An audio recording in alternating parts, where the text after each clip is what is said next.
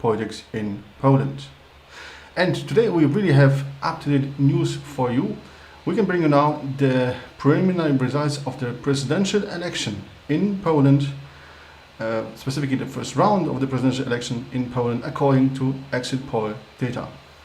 Roughly 62.9% of eligible Polish citizens have participated in this election, which is roughly similar to the participation rate in previous presidential elections.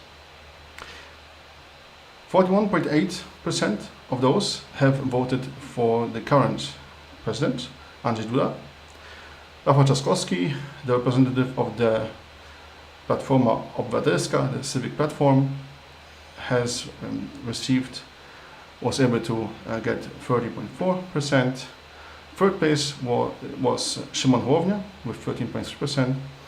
Then came Krzysztof Bosak with 7.4%. That's the representative of the far right.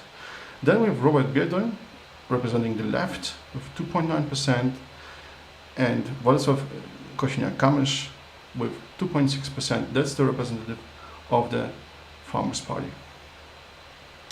What does this tell us? First of all, there will be a second round of elections in 2 weeks, happening on July 12th, and we'll be definitely covering this election as well. The candidates in the second round will be the current president, Andrzej Duda, and the rival from the civic platform, Rafał Trzaskowski. This means that Poland will still be dominated by the deadlock between the PiS party and the PO party. So law and justice on the one hand, or the united right on the one hand, and the civic platform on the other. Szymon Hołownia, who was trying to not only focus the debate on more merit-based discussions and a very extensive and progressive program, but who was also offering Polish citizens to break through this 15-year-old deadlock between the two right-wing parties, has achieved quite an impressive result, quite a noteworthy result, with roughly 2.5 million people supporting him in this election. That's a massive achievement.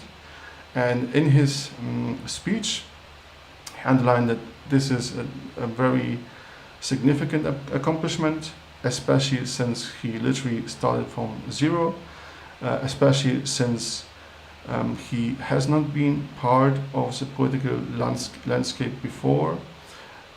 His entire campaign was crowd-funded, not funded by political parties like all of his opponents. So in conclusion, this is a very important first step towards offering the Polish people a new and attractive alternative.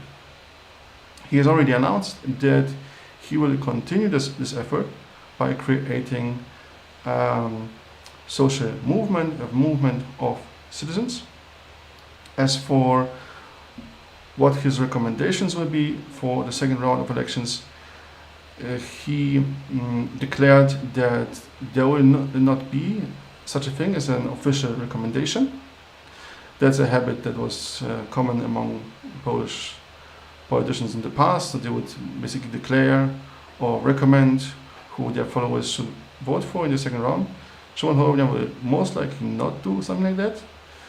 Instead, he will announce who he is going to support, but only after consulting the local coordinators of his campaign, which is emphasizing him being tied to the ideas of a citizens-driven political agenda, which I, by the way, support full-heartedly.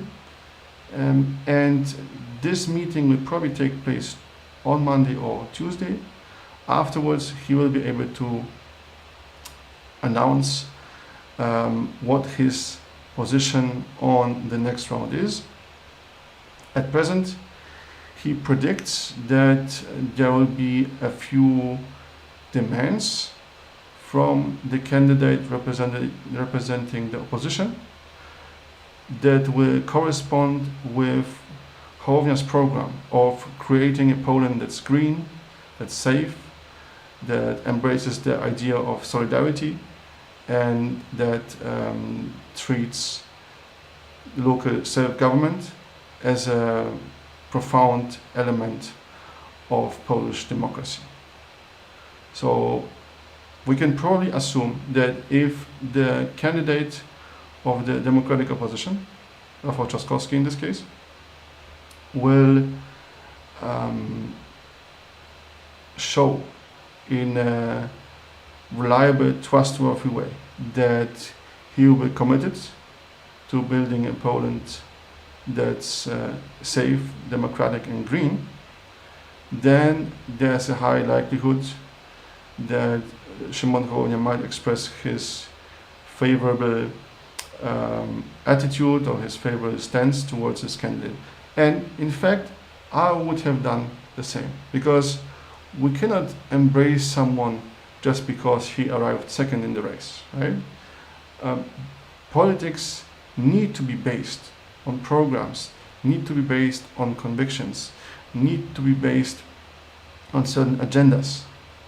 And those agendas need to be derived from actual day-to-day problems, issues and challenges facing both our country and our citizens. And this is exactly what Szymon Hołownia has always intended to do and will continue doing after the election. As for details regarding his citizens' initiative, his maybe someday political party, I'm sure I will cover that in the future. Right now, we don't have any specific details, but to reiterate the importance of today's results, Szymon Hołownia has received the third highest voter support in today's elections with 13.3%. However, he didn't make it into the second round. The second round will be held in 2 weeks, and the contenders will be Andrzej Duda and Rafał Trzaskowski. I'm sure you will get a more detailed analysis of the outcomes and consequences of today's vote. So please subscribe and follow so you don't miss them. Thanks so much for your attention, and see you next time.